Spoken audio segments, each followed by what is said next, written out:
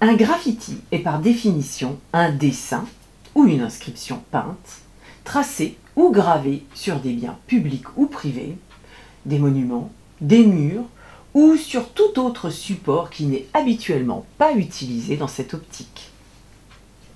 Le graffiti est la voix de la masse, une façon de transgresser les règles ou de crier haut et fort un fait ou un mécontentement.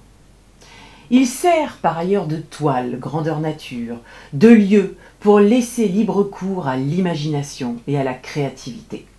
Il est un art visuel qui offre beaucoup de visibilité et une manière bien particulière d'afficher un désir d'être subversif et coloré. Pour la 3e édition du Handigraphe, nous avons souhaité consacrer cette émission à cet événement hors du commun autour du graffiti. Le Handigraphe est un festival artistique dédié à la culture urbaine et à destination des publics en situation de handicap.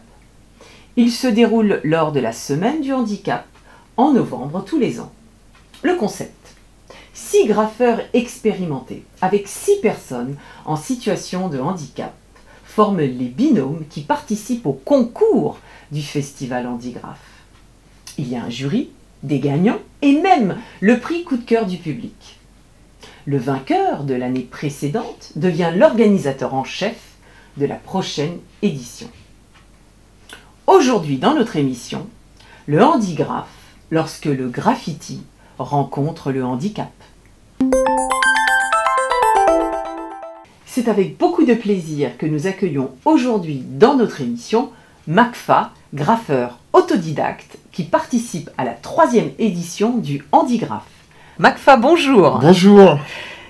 Donc vous allez participer à la 3e édition du Handigraphe. Oui, c'est ça. Pouvez-vous nous expliquer quelles sont vos motivations pour avoir accepté cette participation? Alors dans un premier temps, j'ai eu le contact par le président, donc Griff, qui m'a invité à cette 3e édition. Donc il m'avait aussi invité à la 2e, mais sous une autre forme, comme intervenant. Donc c'est vrai que l'ambiance et les différentes prestations que j'ai pu voir ce jour-là, donc notamment danse, chant, etc., étaient vraiment très bien menées. Et à la suite de ça, justement, il m'avait proposé, donc puisque j'avais fait une petite intervention sur le mur, il m'avait proposé de participer à cette 3e édition. Et de ce fait, étant éducateur spécialisé, et notamment dans le milieu, comme on dit, et graffeur, du coup, je me suis empressé de lui donner une réponse positive pour cette 3e édition. Et je suis impatient de participer. Voilà. Donc vous allez être en binôme avec une personne en situation de handicap. Est-ce que pour vous c'est une première de faire une création artistique sur un mur avec donc une personne novice, en tout cas dans le monde du graffiti?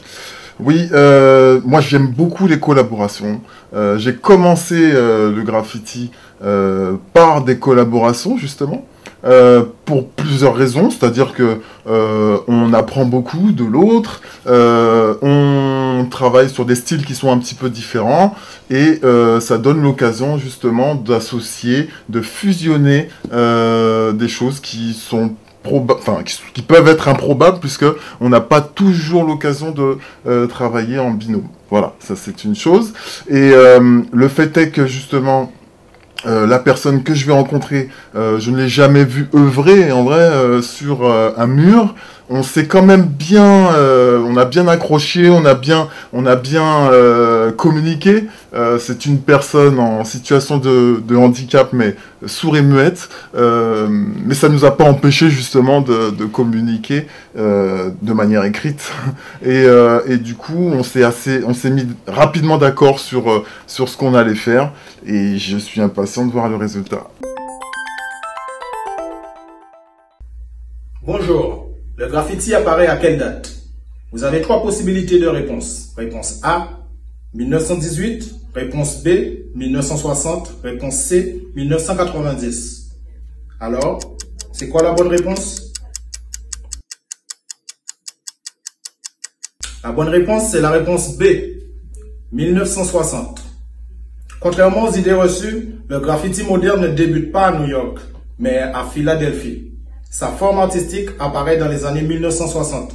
À la base, c'est un acte d'amour d'un certain Conbrid pour attirer l'attention d'une jolie demoiselle qui a submergé la ville de sa signature, au point d'être repéré par la presse locale qui, loin de lui faire des reproches, lui lance alors les défis.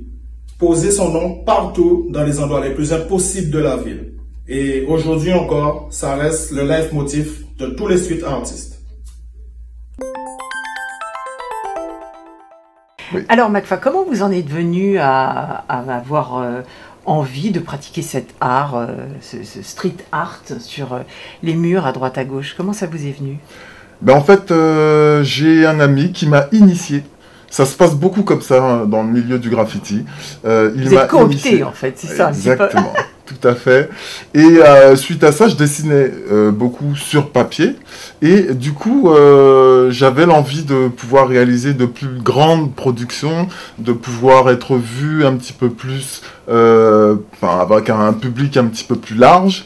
Et il m'avait semblé tout naturel en fait d'emprunter cette voie. La bombe, c'est vrai, m'intéressait aussi. C'est un média qui m'interpelle, qui m'apporte comme une forme de liberté. C'est un peu ça le graffiti, c'est-à-dire que souvent on prend ses bombes, on part un peu à l'aventure et ça m'a parlé assez rapidement. Et puis l'idée de pouvoir rencontrer du monde parce qu'on est dans la rue, les gens viennent nous solliciter, nous exprimer leurs émotions aussi à travers les œuvres que l'on produit. Donc toutes ces choses pour moi, ce sont des avantages, la communication, les échanges, tout ce qui concerne bien sûr la créativité, mais pas que. C'est pas vraiment purement créatif pour moi le graffiti, c'est aussi des échanges. Je parlais de collaboration, on parlait d'événements, on parle beaucoup dans le milieu de petites compétitions aussi, hein. Il y a un petit peu ce terme-là qui revient beaucoup, compétition positive. On cherche vraiment à faire évoluer la discipline, chacun dans son coin, mais parfois il y a des événements qui nous permettent de nous rencontrer, et ça, j'affectionne vraiment beaucoup cela. Donc voilà, toutes ces raisons ont fait que j'ai perduré dans le milieu du graffiti. Voilà. Là, donc, le graffiti, ce qui est inhérent au graffiti, c'est que c'est en effet un art de la rue. Donc, vous prenez un mur. Oui. Mais donc, est-ce que vous souhaitez aller au-delà, faire des toiles ou des choses qui peuvent être exposées dans des galeries d'art? Est-ce que c'est quelque chose qui vous passionne aussi? J'ai eu l'occasion de travailler justement sur une exposition dans une galerie. C'était pour un événement en particulier. Avant donc de faire du graffiti, je travaillais beaucoup sur la peinture sur t-shirt. Voilà, donc j'ai commencé comme ça et j'ai affiné ma technique, donc les couleurs, le jeu de lumière, etc. Bon, c'est nécessaire quand même, il y a quand même pas mal de choses à capter avant de vraiment se lancer, pour moi en tout cas. Et donc du coup, la toile ne m'est pas complètement inconnue. Donc voilà, j'en fais pas beaucoup malheureusement parce que ça demande beaucoup de temps. Mais c'est pas quelque chose que j'exclus, et peut-être que la progression de ma carrière, si je puis dire, va se diriger vers cela. Mais bon, pour le moment, c'est vraiment la rue, c'est ce côté liberté qui m'appelle. Mais voilà, on ne sait jamais.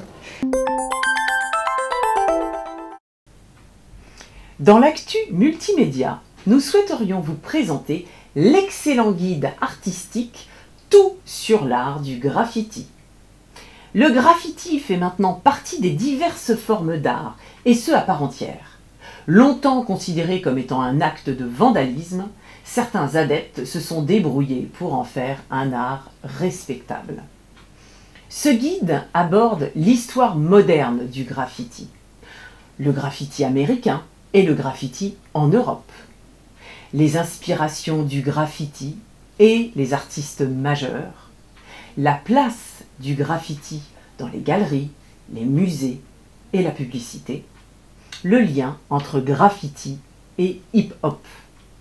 N'hésitez pas à consulter ce guide très complet, le lien s'affiche ci-dessous. À très bientôt.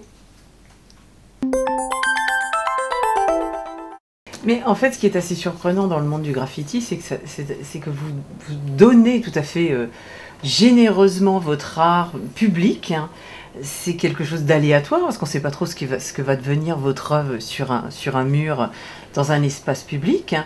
Donc il y a une vraie générosité, en fait, dans ce milieu. C'est à la fois des passionnés, qui ont envie en fait de s'exprimer sur des environnements complètement atypiques, mais en même temps c'est un vrai sacrifice parce qu'une fois que c'est fait, vous n'avez pas possibilité de prendre le mur et de le ramener chez vous. Ouais, mais ce que vous dites là c'est vraiment très intéressant et parce que pour plusieurs raisons. La première c'est que ça peut être éphémère, c'est-à-dire on vient sur un mur qui va être détruit, mais ça on ne le sait pas à l'avance. La deuxième, c'est que on peut avoir aussi dans le milieu du graffiti des personnes qui repassent sur l'œuvre que l'on a produite. Donc pour ces choses-là, il y a un certain recul à avoir. Parce que justement, si faut pas trop s'investir en fait. On s'investit, mais intérieurement, il faut être capable d'humilité et de se dire que peut-être que cette œuvre-là, justement, elle est éphémère. Je vais vous raconter une petite anecdote, mais juste au passage, mais elle est éphémère. Et j'accepte qu'elle puisse disparaître. Et d'y mettre tout son cœur malgré tout. Vous voyez? Donc, c'est comme vous parlez, j'aime bien le mot sacrifice, le mot don de soi, mais pas pour nous, mais pour l'ensemble. Et ceux qui en profitent, eh ben, prenez des photos, parce qu'on ne sait pas ce que deviennent les œuvres. Effectivement, je confirme. J'en ai une d'ailleurs qui a disparu. C'était sur RFO. On avait produit le portrait d'Elie Domota. Et la direction, malgré qu'on a eu l'aval et donc l'autorisation de pouvoir produire, nous a repris en disant voilà que il aurait fallu faire autre chose. Donc on a gentiment effacé l'œuvre de nous-mêmes. Mais cette bonne guerre, il n'y a pas d'animosité en quoi que ce soit. C'est juste ça fait partie du jeu. Voilà. Macfa, si on souhaite avoir davantage d'informations sur vous et de connaître un peu plus vos œuvres, vous avez donc des réseaux sociaux. Est-ce que vous pouvez nous... Oui, bien sûr. Macfa Color, M-A-C-F-A, Color, K-O-L-O-R. Ça sera inscrit, bien sûr. Voilà, sur Instagram et sur Facebook. Voilà, principalement, mais après... de temps en temps sur WhatsApp, sur les statuts, vous voyez, vous savez comment ça fonctionne. Donc voilà, je vous laisserai découvrir déjà sur Instagram et sur Facebook. Macfa, on vous souhaite beaucoup de chance, de courage, de créativité pour ce prochain Handigraph où il y aura une compétition acharnée. On vous tiendra bien sûr au courant. Merci beaucoup, Macfa. Merci de m'avoir invité. C'est gentil. Au revoir.